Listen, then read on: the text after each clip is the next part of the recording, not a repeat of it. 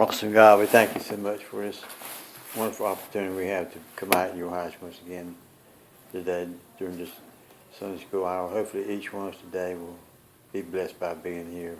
God bless all the ones that have been missing today, the ones who are traveling, ones who have accidents. God bless Reed and his travel back home today, or tomorrow, as soon as he can get away. Hope you will bless him and protect him when he's travel back home. God bless the one that Diane mentioned this morning, the one who has had a very bad situation there. And all the many ones on our prayer list that need your healing hand and prayers, dear Father.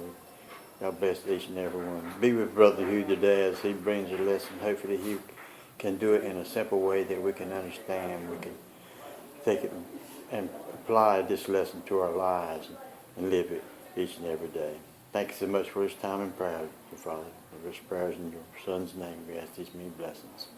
Amen. Okay, we're on another weekend today. We had three weddings and a funeral. We'll have a funeral. No. Today is a passage you're all very familiar with. Our wedding in Cana, John chapter 2, verses 1 through 12. Were these weddings any different than today? You know anything about weddings back then? They're more elaborate back then. They lasted longer, days. Yeah. And they had dancing and music and instruments. Wine. Yeah, wine. The best wine. Okay. And it was probably fermented. How many scientists in this room? Nah, Nobody. didn't take that. How much scientist? Are you a scientist? I know Bobby. Well, she's an engineer. Engineer. She's a medical Okay. engineer. What kind of wine did they serve at these weddings?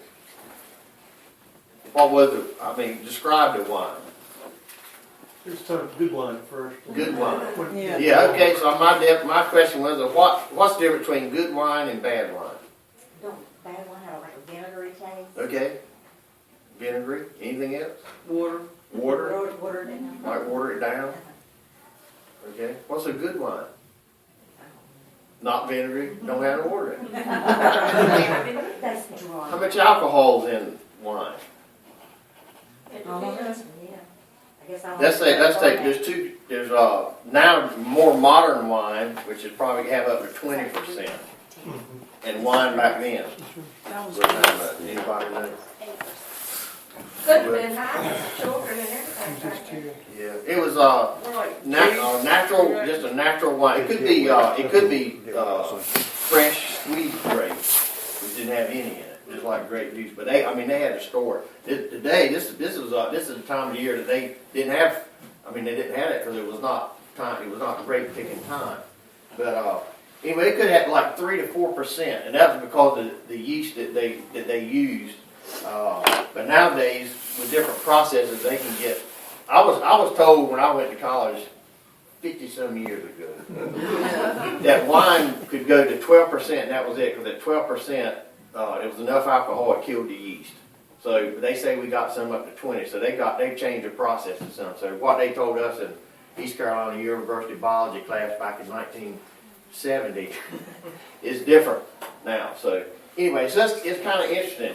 And so we'll kind of keep that in the back of your mind as we'll think about, how much alcohol was in the wine that Jesus, in them barrels that Jesus made. He converted the water to wine. Was there any?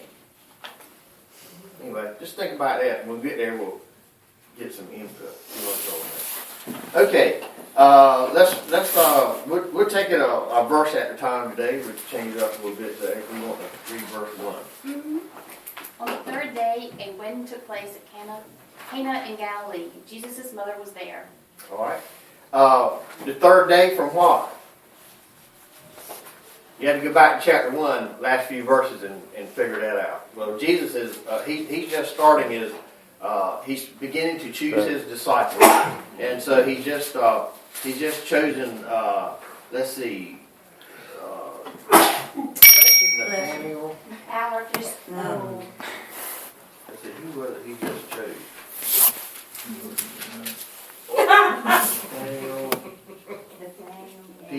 I don't know who was first. This was. So anyway, this is based on like a couple of days. There were a couple of days journey from Galilee, from Cana, from where they were.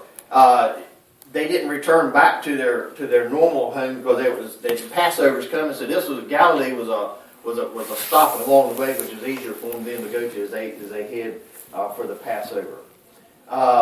Weddings were different. So in some cases, I mean, they have weddings now that may last several days, I guess. But as far as being extravagant and really putting on the dog, that's what we used to do. You know, it was we had a guy that hunted with us year before last, and he went to the Outer Banks, and when his daughter got married, and he set aside 16 rooms, and those rooms were almost $1,000 a night. You know, and I mean, it sounded like it was pretty strapped. This guy's a multi-millionaire. But anyway, so kind of the same thing. They put a lot more pressure on the people, the groomsmen, because if people looked at they had an opinion about what kind of person you were by the wedding that you put on. So they had like I say, it could last a week, and they invited all these people, and they looked and said, okay, are you serving Ritz crackers and peanut butter, or are you doing caviar or something like? It's about like that. You gave the best, you know. But this is the one-time thing. So it was. Sometimes they even hired a master of ceremonies, or now they have mistress of ceremony, you know, to kind of coordinate all this, because it's going to be a big deal. Some say it may have been 300 people here, and I got looking at some different things this morning. And some say, well, it could have been, you know, if they drank 3 of those, if they drank 150 gallons of wine, then you could go, if it was just 300, they would all die of blood poisoning. If it was alcohol in the wine. Different things like that. So it could have been as many as 2,400 there. This reminds me of a story my daddy told, and I'll tell you about it because it ties in real close. When his first job he worked for a Jewish man. And my dad was young at the time, and a Jewish man invited him to the wedding. And Daddy got there, and he said he'd never seen so much wine, beer, liquor in his life. He said that place was just rolling. He said the Jewish fellow he worked for came over and said to Robert, says, I got something for you. And he handed him a big wad of money. He said all Daddy could do to get in his pocket. He said, don't spend it, hold it for me, and I'll get it later. And he said the next day, this was on Sunday, he said the next day he got back to work. And the fellow come up and says, how much money do I have left?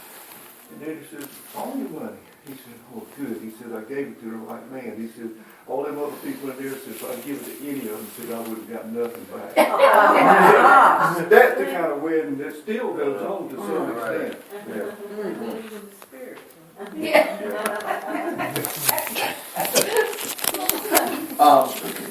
All right, let's go on to verse 2.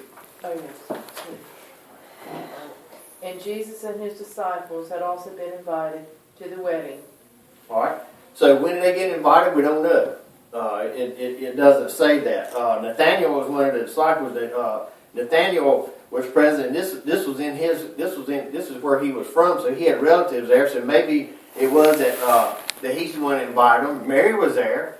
Maybe she invited them. Who knows? We don't know. But they came in, and so if you look at, they were invited once they got there. Then you can kind of see, well, later on they ran out of wine. So maybe it was that they had planned for X amount, but then other people came and they invited him in, and now there was not enough to go around. But anyway, we don't know exactly all that. But anyway, maybe he had the arrangements, or maybe Mary had something to do with it. But anyway, she was there, and a big part of it, as we go on. Verse number 3. When the wine was gone, Jesus' mother said to him, they have no more wine. All right.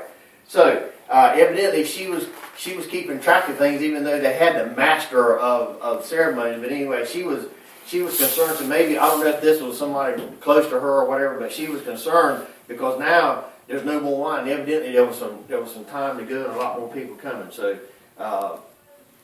anyway. She sees that they're running out. So again, this would be a bad reflection on the person that was hosting the wedding, because now people say, well, they're not good planners or whatever. So it was, again, there's a lot more pressure. Sometimes a lot of things that they did back in these days carried a lot more weight, and we wouldn't even think twice about it, you know. And there was a 7-Eleven right down. I mean, you could go down. We'll just go down to the store and get some more water, whatever. They didn't have that. They didn't have the access to that. Okay. There's a whole lot that's unsaid about here. Why did she go to Jesus?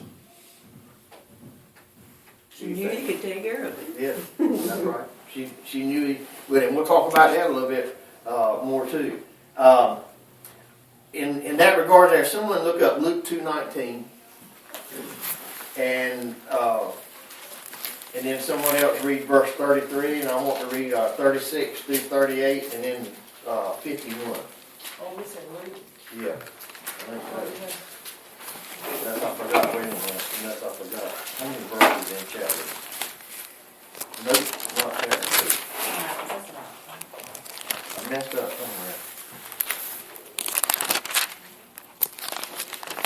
I know 2:19, see what that says. Nope, that's not it. Yeah, because it says Mary treasured up all these things, yeah. Okay, pondering all these things are hard, that's what I'm trying to. Okay, that's 2:19. It is? But Mary treasured up all these things and pondered them in her heart. All right, Luke, that's why I was looking in the wrong place. I was looking in John. So it should be in Luke. Luke's got a bunch of verses on it. Like 50-some verses. Yeah. Yep. They're all in Luke. All right, 40. 33, verse That's 33. got 51 in that. The child's father and mother marveled at what was said about him. All right, and 36 through 38. There was also a prophet, Anna, the daughter of Peniel of the tribe of Asher. She was very old. She had lived with her husband 7 years after her marriage, and then was a widow until she was 84. She never left the temple but worshipped night and day, fasting and praying. Coming up to them at that very moment, she gave thanks to God and spoke about the child to all who were looking forward to the redemption of Jerusalem. All right, and 51. Then he went down to Nazareth with them and was obedient to them. But his mother treasured all these things in her heart. So Mary, all along, I mean, the angel appeared to her, told her what was going to happen, and all these other events. She was keeping, she was meant, she realized who he was. So I mean, if you got a problem, I mean, here's your son there, and he's the son of God. Sure, he can fix it. So that's who she went to. All right, verse number 4. Oh, excuse me. Woman, why do you involve me? Jesus replied, my hour has not yet come. Okay, how does that sound to you? Like he's being disrespectful. Yeah, because we're looking at it the way right now. If my mama told me something, and I said, "Woman," Yeah. You wouldn't say the rest of I'd it. have some When she rosy got cheeks. through with you, you'd say, what else And can I rosy do for cheeks you? and both sides. Yeah, but we have to look at it from the way that they would. You have to go back and look. This was not disrespectful. It was a better term would be maybe lady. But even at that, you turn your voice. But Jesus replied, "My hour has not yet come." So maybe he says, maybe what he was trying to say is, what has this got to do with us? He and his group there. So maybe it looks better. But when you first read it, it kind of does kind of sound fine. You better be careful calling your mom a woman. Yeah. Maybe even your wife. Woman. Tread lightly, I'm just saying. Yeah. Okay. I've You remember they carried. We just read where they carried Jesus to the temple to have when he was having him dedicated and all that. And and then James went to verses last week where he was. They after that they were heading home. And it was 3 days later they found out he wasn't with them. Well, was that Sunday night? When was that we talked? He wasn't Sunday yesterday. Yeah, Sunday morning. Okay. And so what did he do after they found him and wanted to know what he was doing? He said, I was about my father's business. All right, so he goes with them, and he said he was subject unto them. Well, now, this has been a lot of years. All right, so now he's beginning. So kind of what's going on here is a transition that, he came to do the Father's will, and his mission, he's headed to the cross. I mean, he knows that down the road. The rest of them don't at this point. So we're going